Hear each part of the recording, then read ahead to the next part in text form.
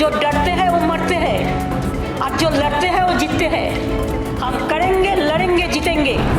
যে তিনি একজন মুখ্যমন্ত্রী হয়েও আমার মতো মানুষ তো লক্ষ্য আছে, ফলে তার সেটা আমার সাথে কথা বলতে পারেননি, এটা ভেবে উনি যে আমার সাথে কথা বলতে চাইছেন, এটা বড় মন না হলে হয় না।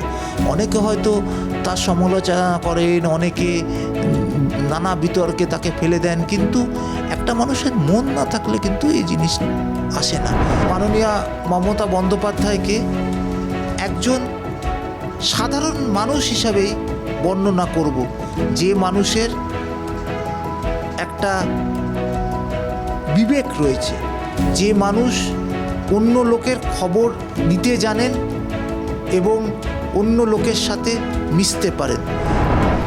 আর মমতা ব্যানার্জির খেলার প্রতি তার দরদ, সেইটুকুই আমি তুলে ধরতে চাই।